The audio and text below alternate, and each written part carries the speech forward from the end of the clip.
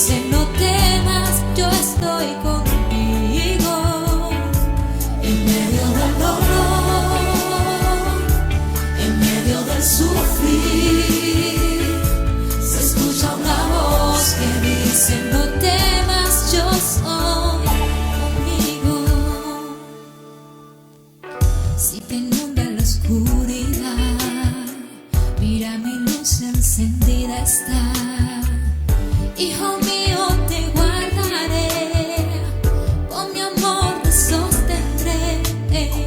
Cuando las llamas ardan en ti, toma mi mano encendida está. Hijo mío, yo soy tu Dios, tu ayuda, tu guardador. En medio del sufrir, se escucha una voz que dice no temas, yo estoy contigo. En medio del dolor, en medio del sufrir, se escucha una voz que dice no temas, yo soy tu amigo.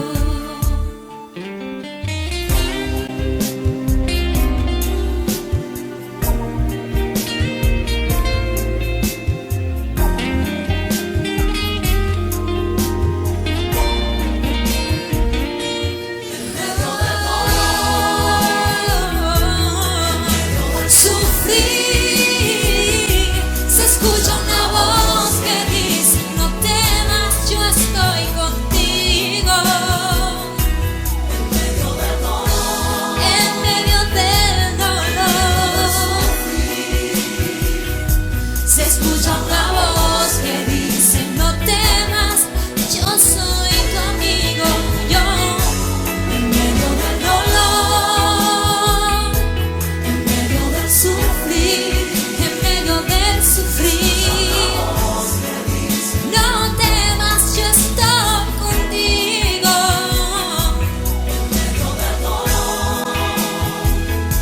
En medio del sufrir, se escucha una voz que dice no temas, yo soy tu amigo. Yo soy tu amigo. Tu amigo soy.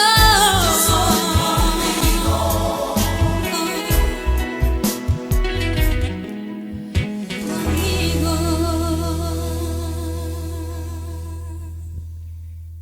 Se suele decir que en los tiempos de persecución y de prueba es cuando la iglesia se fortalece y crece.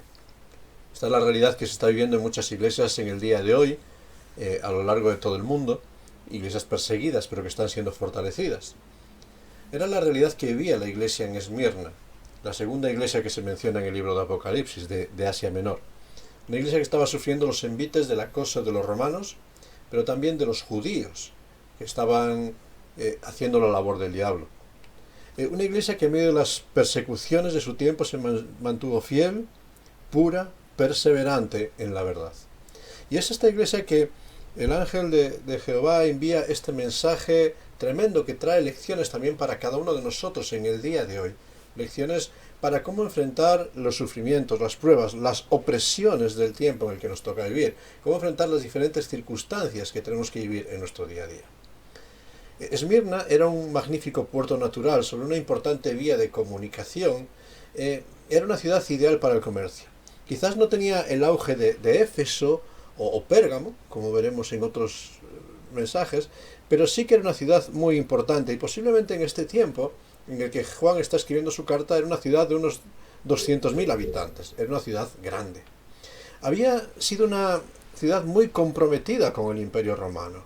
Estaban siempre jactándose de Roma, de su poder, y habían rendido también a Roma la entrega del culto, el culto espiritual. En torno al año 195 a.C. ya se había construido allí este culto al emperador. De ahí que el orgullo histórico de Esmirna estaba en esto, en cuanto al templo y el culto al César. Era famosa también por ser cuna de la ciencia y de la medicina.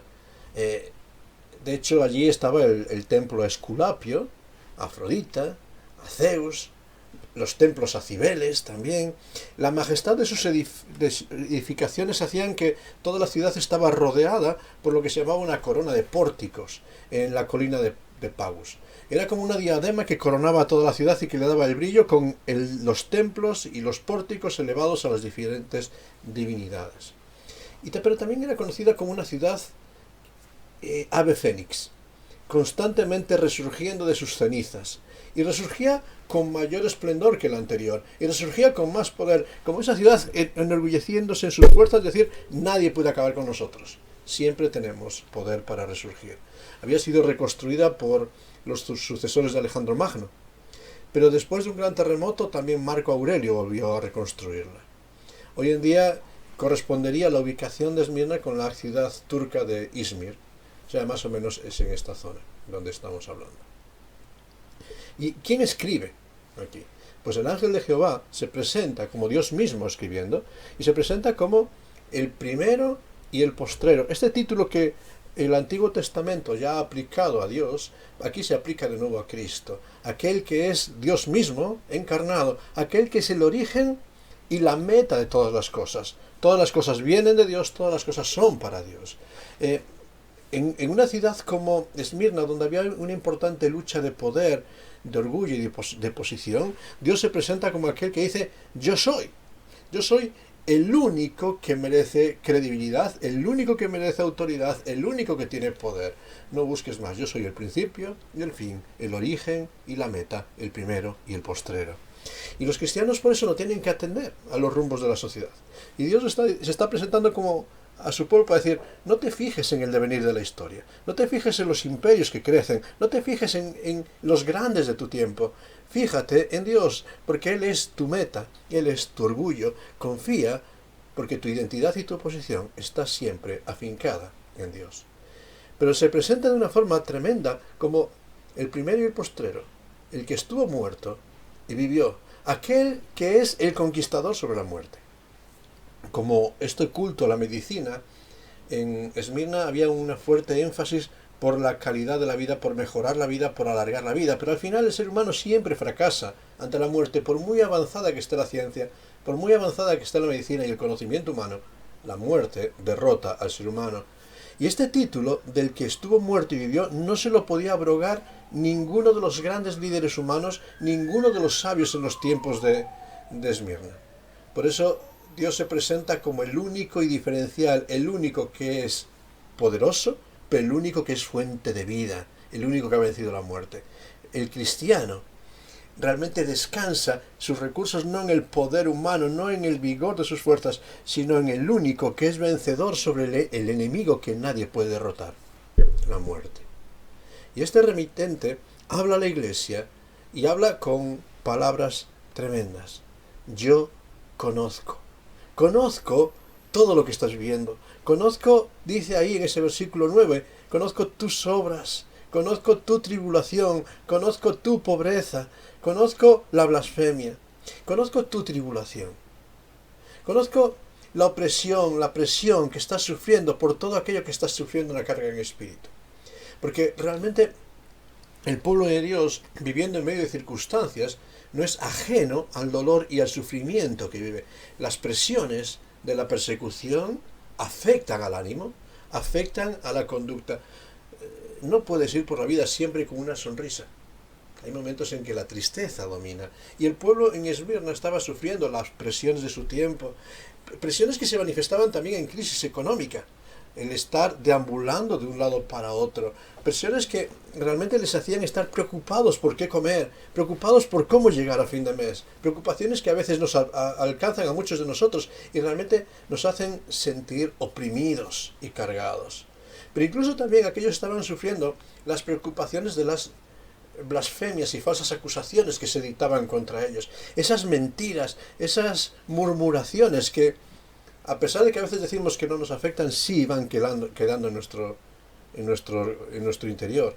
Y aquel pueblo en Esmirna, aquella iglesia estaba sufriendo la tribulación tanto de la persecución romana, de las carencias materiales para el día a día, como de las blasfemias y murmuraciones falsas que se levantaban contra ellos. Conozco, dice el Señor también, tu pobreza. literalmente el que te sientes tan pobre como un mendigo. Fíjate, hablábamos de estas necesidades que afectaban a la vida por causa de la persecución, y el Señor está diciendo que ellos reconocían que se sentían pobres en muchos momentos. La persecución les llevaría a vivir en condiciones de extrema pobreza, quizás desarraigados socialmente, teniendo que emigrar, teniendo que cambiar constantemente de localización y de morada. Y esto hacía que la inestabilidad formase parte de su vida. La realidad del cristiano es antinatural, porque a pesar de que todas las realidades observadas por los hombres puedan decirnos, eres un mendigo, un pordiosero, el tesoro del cristiano no está en bancos, sino que está en la provisión de Dios. Y por eso, entre paréntesis, ahí se dice, aunque vives en esa pobreza humana y que todos dicen que no tienes poder, no tienes valor, no tienes credibilidad, tú eres rico. Porque el tesoro del pueblo de Dios no está en lo que tiene exteriormente, sino en lo que tiene en su corazón, en la presencia de Dios, que es el dueño de todas las riquezas. ¿Sabes? En nuestra sociedad se juzga a las personas, tanto tienes, tanto vales. En la vida cristiana, la marca y la identidad no la da lo que tienes, la da lo que crees. Si tienes a Cristo en tu propio corazón, lo material es superfluo, es pasajero. Pero sobre todo estaban viviendo, dice el Señor, yo conozco la mentira de las acusaciones que se levantan contra ti. Esa blasfemia. Los cristianos estaban recibiendo por parte de los judíos las acusaciones de ser ateos. Ateos porque rechazaban los ritualismos paganos, rechazaban los ritualismos incluso judaicos, rechazaban los cultos en aquellas colinas que rodeaban a la ciudad. Incluso estaban siendo acusados de deslealtad política, porque se negaban los cristianos a ofrecer sacrificios en el templo al emperador. Ellos decían, nuestro Dios es el rey, a él servimos en primer lugar. Y aunque cumplían con las normas sociales y de su tiempo, eran acusados de deslealtad política, al negarse a rendir culto al emperador. Por eso, con el habla y con falso testimonio, se estaban diciendo toda clase de barbaridades contra ellos, mintiendo. El Señor ya nos va a decir, gozaos cuando os persigan y digan toda clase de mal contra vosotros, mintiendo, bienaventurados seréis en ese tiempo. Porque aquellos que se decían ser judíos, aquellos que manifestaban una praxis de religiosidad, de cumplimiento de las leyes del Antiguo Testamento, de jactancia, incluso de genealogías muy puras, aquellos que decían ser judíos no vivían la ley, porque el principio de la ley era no dar falso testimonio. Y sin embargo estaban dedicándose a blasfemar y a decir mentiras. El principio de la ley habla de amar al prójimo. Aquí no estaban amando, sino que estaban exponiéndoles. Y de hecho es tremendo el título que Dios dedica a estos judíos. A estos judíos allí en esta ciudad de Esmirna. Les dice, son sinagoga de Satanás. Aquellas sinagogas, aquellos lugares de lectura y estudio de la ley que en teoría tenían que estar dedicados a buscar la dirección de Dios. Aquí el Señor dice, están siendo sinagoga de Satanás. Están viviendo bajo la guía, la dirección y el agrado del diablo. A pesar de que del nombre se había convertido en un lugar de prácticas y de aprendizaje de estrategias diabólicas. Satanás como acusador, Satanás como blasfemador, había tomado a los judíos en Esmirna para vivir en ese plan. Seguían en teoría viviendo la ley de Moisés, pero estaban haciendo la obra del diablo. ¿Sabes? En demasiadas ocasiones, aquellos que se jactan de su religiosidad, lo único que hacen es la obra del diablo. Pues tras la apariencia de santidad, la apariencia de pureza, solo están poniendo impedimentos para el acercamiento a Dios. Esa es la obra del diablo. Calumniar, estorbar, impedir que el ser humano llegue a encontrarse con el Dios vivo. Cuidado de que bajo una falsa apariencia de piedad no estemos haciendo la obra del diablo. Igual que aquel Pedro, que con la apariencia de piedad de decir, Señor, que no queremos que llegues a la cruz, estaba haciendo la obra del diablo. A veces nosotros con esas buenas intenciones, con esa sinceridad, etcétera, etcétera, que ponemos, estamos haciendo la obra del diablo de frenar el camino hacia Dios. La blasfemia que estaban sufriendo. Y en medio de ese tiempo de tribulaciones, de persecuciones, de blasfemias que estaba viviendo, de carencias también en lo material, el Señor tiene un mensaje para esta iglesia en Esmirna en medio del sufrimiento. Y le dice, versículo 10, no temas en nada lo que vas a padecer. No temas.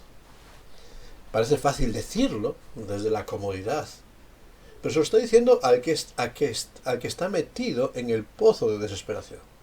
Y el Señor le dice, confía en mí. ¿Sabes? Dios no está diciendo absolutamente nada negativo de esta iglesia.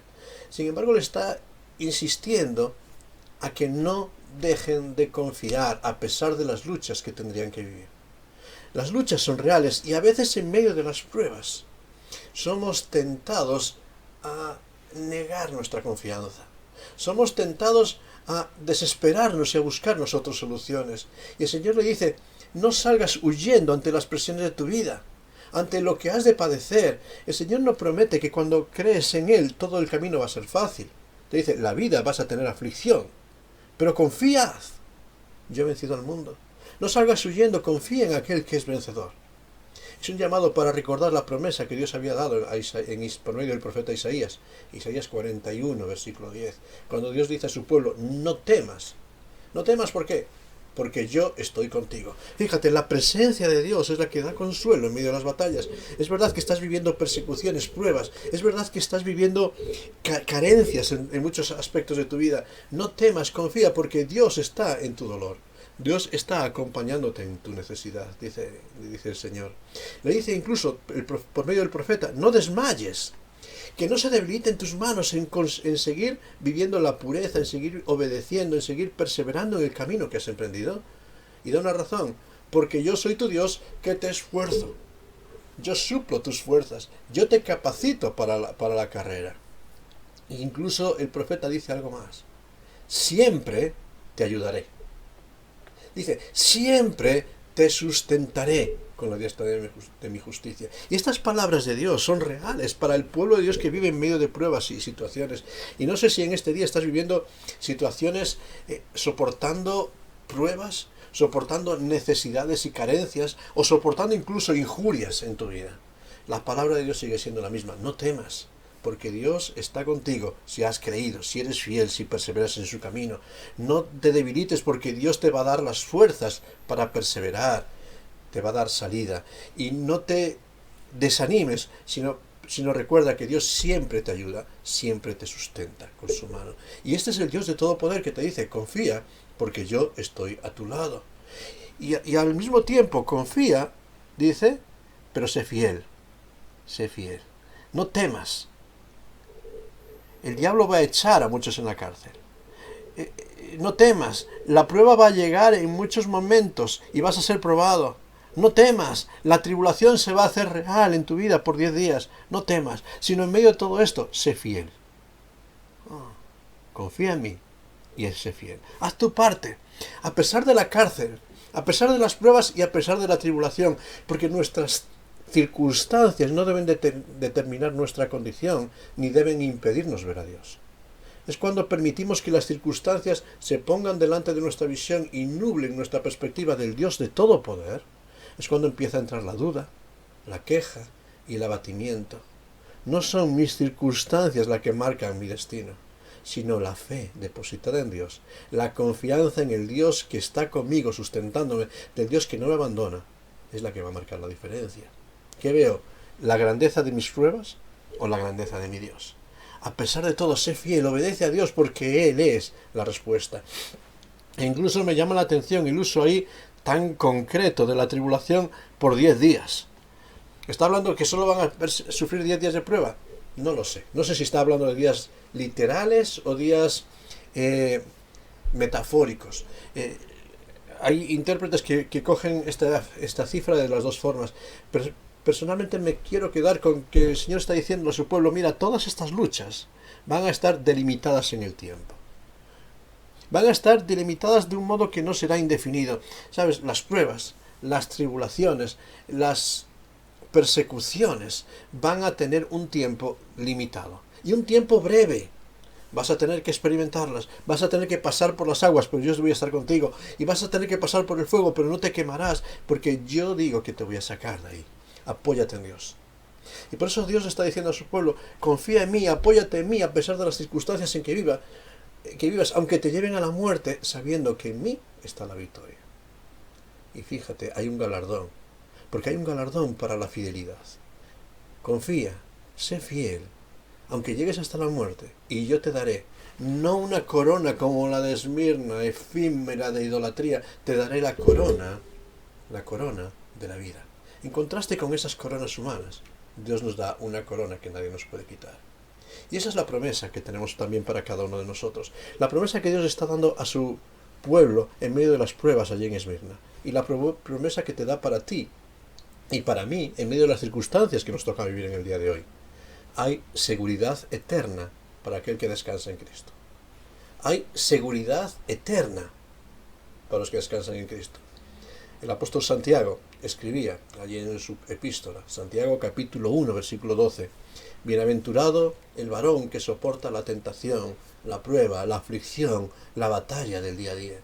Porque cuando haya resistido la prueba, cuando haya resistido en medio de esas opresiones del tiempo, recibirá la corona de vida que Dios ha prometido a los que le aman. ¿Amas a Dios? Pues si le amas, guarda sus mandamientos, ahí es donde se manifiesta el amor. Y si guardas sus mandamientos, la corona de la vida que Dios ha prometido será real en tu vida. Fíjate, soporta, persevera, porque hay seguridad eterna para el que descansa en Cristo. Hay una promesa y es que nos dice que las consecuencias de la impiedad no afectarán al que cree en Cristo. Sigue diciendo, el que tiene oído, oiga lo que el Espíritu dice a las iglesias, el que venciere no sufrirá daño de la muerte, de la segunda muerte. ¿Sabes? El gran enemigo, la gran marca del pecado y de la impiedad es la muerte. El apóstol Pablo escribía allí en Romanos, la paga del pecado es muerte. Es ese salario por nuestra desobediencia. Pero cuando confías en Cristo, incluso ese salario no tiene autoridad sobre ti. Escribía el apóstol Pablo a los Corintios en ese texto tan conocido de 1 Corintios capítulo 15, versículos 54-57, cuando dice, sorbida es la muerte con victoria. Y se pregunta, ¿dónde está, oh muerte, tu aguijón? ¿Dónde, oh sepulcro, tu victoria? Y termina exclamando, gracias sean dadas a Dios que nos da la victoria por medio de nuestro Señor Jesucristo, incluso sobre el enemigo final que es la muerte, y nos la da porque Cristo ha vencido a la muerte. Cristo es el que estuvo muerto y vivió. Es el que estuvo muerto y vivió para no volver a morir. Y es el primogénito de entre los muertos para que nosotros también resucitemos con él. Las consecuencias finales y fatales de la impiedad no afectan a la vida del que confía en Dios. Y en tercer lugar nos afirma como promesa, ¿hay seguridad si descansas en Cristo? Las consecuencias del pecado no te afectarán, pero incluso la separación completa, lo que es la muerte segunda, no tiene potestad sobre tu vida. Y está diciéndonos ahí, no sufrirá el daño de la segunda muerte. ¿Sabes? La segunda muerte, en Apocalipsis se nos va a revelar, Apocalipsis 20, versículo 6, 14 y capítulo 21, versículo 8, habla ya no solo de la muerte física, en lo que es la separación del cuerpo y nuestra alma, la parte material e inmaterial quedan separadas en la muerte física. La segunda muerte habla de esta muerte cruel, que es la separación eterna de Dios. Esa segunda muerte que nos llevaría al infierno, al no poder estar jamás en la presencia de Dios. Y el apóstol Juan, en su visión de Apocalipsis, allí en el capítulo 20, termina diciéndonos que la muerte ya no tendrá potestad, no tendrá autoridad sobre nosotros. Es verdad, como dice el apóstol Pablo en Romanos, ya no hay condenación para los que están en Cristo Jesús. Ya no hay condena de separación. En Cristo tenemos vida, tenemos comunión y tenemos esperanza. Y aquella iglesia en Esmirna, viviendo todas las realidades de prueba, por su fidelidad, y por la gracia de Dios, estaba experimentando que no habría potestad de castigo eterno. Tremendas promesas para cada uno de nosotros. Por eso, ¿qué podemos recordar? ¿Qué podemos recordar en base a la historia de la iglesia de Esmirna para cada uno de nosotros? Y básicamente quería dejar 3 ideas muy sencillitas para recordar. En primer lugar, tenemos que recordar que Dios busca hijos. Busca hijos fieles, no religiosos.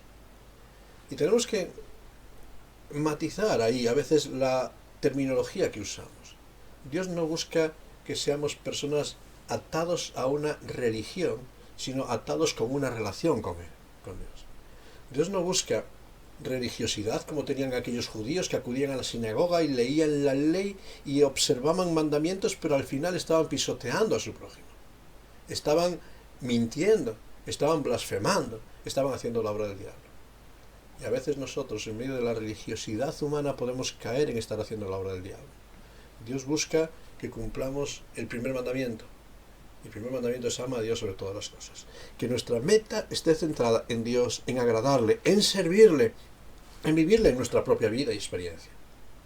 Y en segundo lugar, al prójimo. Amar al prójimo como a uno mismo. Y constantemente este es el reto que vamos a encontrar en el Nuevo Testamento.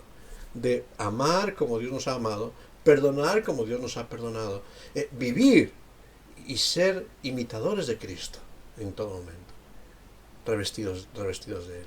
Dios busca que seamos pequeños Cristos, cristianos, que realmente en nosotros se pueda ver a Cristo, no en base a un orgullo, a una jactancia, a un mérito o a una arrogancia, sino en base a una fidelidad sencilla y humilde, reconociendo nuestro fracaso, reconociendo nuestra debilidad, pero reconociendo que Dios es en nosotros la esperanza de gloria, no nosotros. Es Cristo el que obra en nosotros. Dios nos llama a ser fieles, no religiosos. En segundo lugar, Dios nos llama a poner nuestra mira más allá de nuestras circunstancias temporales, para que nos aferremos a sus promesas. Dios nos llama a que de una forma real, y más en tiempos donde la aflicción domina por todas partes, la incertidumbre domina, que más allá de las circunstancias veamos a nuestro Dios. Me preocupa cuando vivimos tanto tiempo afectados y dominados por las necesidades del tiempo. Somos esclavos de nuestros horarios, somos esclavos de nuestras filosofías de vida, somos esclavos de nuestros trabajos, somos esclavos de nuestras deudas. Y estamos esclavizados en un mundo que nos absorbe de tal forma que tenemos que trabajar para proveer, para pagar, para cubrir necesidades. Tenemos que descansar para recuperarnos, para poder seguir trabajando. Tenemos que preocuparnos de nuestra salud física para poder disfrutar y poder seguir trabajando y seguir proveyendo y seguir pagando facturas. Y seguimos esclavos de un sistema capitalista y monetario que nos ha encerrado. Esclavos de nuestras pasiones y deseos. Y al final frustrados porque no conseguimos nada. Porque lo único que consigues es tener más y más necesidades, estar más y más anclado en este mundo. Y a Dios, pues tristemente no tenemos tiempo para Dios. Reclamamos sus promesas, pero no vivimos en dependencia de Él. Reclamamos sus promesas, pero nos acomodamos en lo bien que estamos en nuestro mundo, en nuestras circunstancias, y no queremos salir de ahí. Estoy bien en mi casa, ¿para qué congregarme? Estoy bien con lo que sé, ¿para qué estudiar la palabra de Dios? Estoy bien con esta dinámica, ¿para qué orar? Estoy bien, ¿para qué involucrarme en testificar? Estoy bien. Estoy bien, ¿para qué involucrarme más allá? Y Dios nos dice que nos llama a ver más allá de las circunstancias del aquí y de ahora, para ver las promesas. Y sus promesas son que en medio de todas las necesidades, si confío en Él, Él va a proveer, Él va a abrir puertas donde no los vea. Si confío en Él, las aflicciones de este tiempo serán momentáneas, pero la gloria que vendrá es eterna. ¿Y qué estoy persiguiendo? ¿Solucionar aflicciones del momento o estoy buscando una gloria que dure por toda la eternidad? Dios nos llama a ver más allá del sol, a dejar de vivir con las expectativas de lo que hay debajo del sol para ver la gloria que está más allá, que es donde dura la eternidad. Y por eso, en tercer lugar, Dios nos llama no a que busquemos coronas materiales, sino que busquemos la corona de la vida. Que anhelemos esa corona que nadie nos puede quitar, reservada para nosotros en los cielos. Fíjate, esas palabras tremendas del apóstol Santiago, ¿verdad? Recibirá la corona de la vida. ¿Quién? El que haya resistido, el que haya soportado, el que haya perseverado en medio de este tiempo, confiando en Dios. ¿Qué estás buscando en este día? ¿Coronas que te engalanen y ganar reconocimiento de esta tierra, o la corona de la vida, que no la mereces, pero es que Dios te la regala? ¿Qué estás buscando? Que Dios nos ayude a buscar lo que dura para toda la eternidad y no conformarnos con las cosas que el tiempo hará caducar. Que Dios te ayude en todo este tiempo.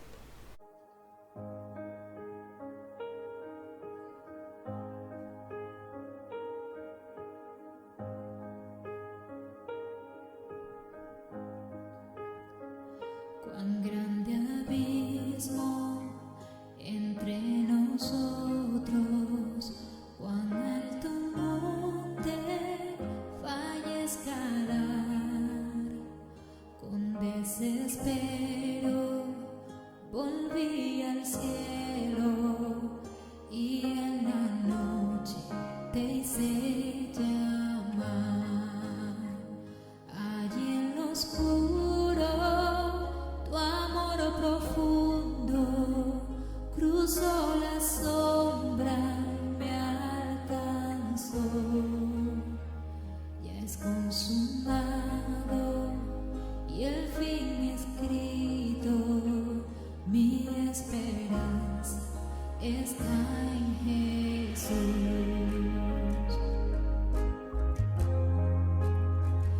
¿Quién imagina piedad tan grande, tan plena gracia al corazón?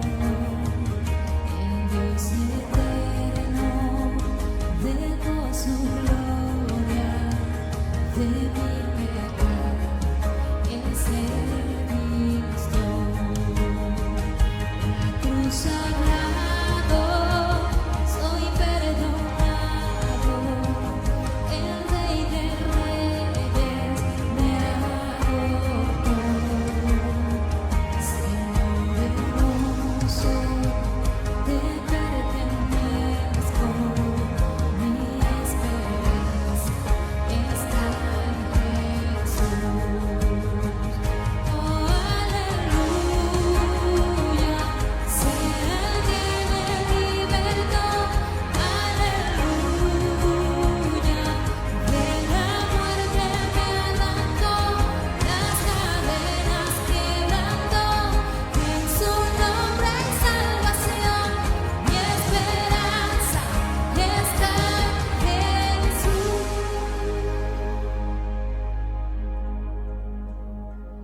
Y tus promesas fueron selladas cuando tu cuerpo resucitó. Desde el silencio, tu gran rugido quebró el poder de la muerte en mí.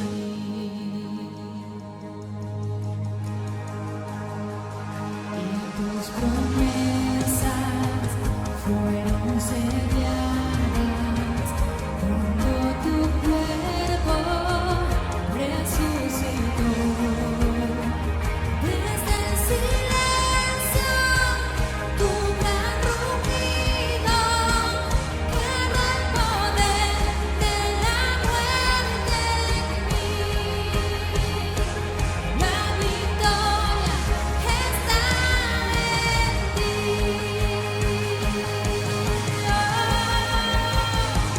Oh, aleluya, sea el que me libertó, aleluya, de la muerte me arrancó, las cadenas quebrantó, en su nombre hay salvación, mi esperanza está en Jesús. Oh, aleluya, sea el que me libertó, aleluya, de la muerte me arrancó, las cadenas quebrantó, en su nombre hay salvación, mi esperanza está en Jesús. Mi esperanza está en Jesús. Son las elecciones que tomamos las que van a marcar la diferencia en nuestra vida. ¿Elijo confiar en Dios o elijo confiar en lo material? ¿Elijo vivir la eternidad o elijo vivir la temporalidad? Y estas elecciones que parecen un poco radicales son las que van a marcar nuestro destino en muchos momentos. Dar la prioridad a Dios en la vida o dar la prioridad a las finanzas, a las facturas y a las necesidades de cada día. Que Dios nos ayude a elegir la mejor parte. Elegir aquella parte que nadie nos puede robar. Es sentarnos a los pies del Maestro. Es buscar la comunión con su pueblo. Es abrir su palabra. Es orar. Es adorar a Dios. Es pasar tiempo en su presencia. Mejor es un día, decía el salmista, en tus atrios. Mejor es un día en la entrada de tu casa que 1000, que toda una vida, que toda una inmensidad fuera de ti. No tiene sentido la vida sin Dios. Por eso que el Señor nos ayuda a tener esa pasión que tenía la iglesia en Esmirna. A pesar de las pruebas y circunstancias, confiar en que Dios está en control. Vamos a pedir a Dios que Él reavive esa pasión en nuestras vidas. Señor, gracias. Gracias porque tú prometes estar con nosotros todos los días. Tú prometes ayudarnos, sustentarnos y acompañarnos en las situaciones del camino. Gracias porque tú dices, yo soy tu Dios. Yo soy el vencedor. Podemos decir en este día, gracias porque tenemos la victoria en Cristo Jesús, Señor nuestro. Y Señor, enséñanos como aquella iglesia en Esmirna, en medio de pruebas, en medio de aflicciones y en medio de necesidades, a confiar en ti. Señor, a confiar y ser fieles a ti en cada momento, sabiendo que solamente tú eres el que nos das vida y vida en abundancia. Perdónanos tantos momentos en que nos dejamos seducir por los atractivos del día a día. Perdónanos tantos momentos en que nos dejamos esclavizar por los compromisos de esta tierra. Y enséñanos a amarte a ti sobre todas las cosas. Enséñanos a estrechar nuestros lazos de relación e intimidad contigo. Enséñanos a dar prioridad a obedecerte, a atender lo que tú pides para nosotros, a perseverar en la comunión, a perseverar en la oración, a perseverar en la meditación de tu palabra, a perseverar en proclamar tu nombre hasta lo último de la tierra. Porque entonces, aun en medio de las circunstancias, veremos tu poder que suple para nuestra necesidad. Gracias, Señor, por todo lo que nos das. Gracias, Señor, por todo tu cuidado. Gracias, Señor, por tu gracia y tu misericordia para nosotros. Porque aun cuando en tantos momentos somos infieles, tú permaneces fiel. Señor, que a ti sea toda la gloria y la honra, y derrama tu bendición sobre cada una de nuestras vidas. Te lo pedimos a ti, te damos muchas gracias en tu santo y bendito nombre. Amén. Que Dios te ayude en todo este tiempo.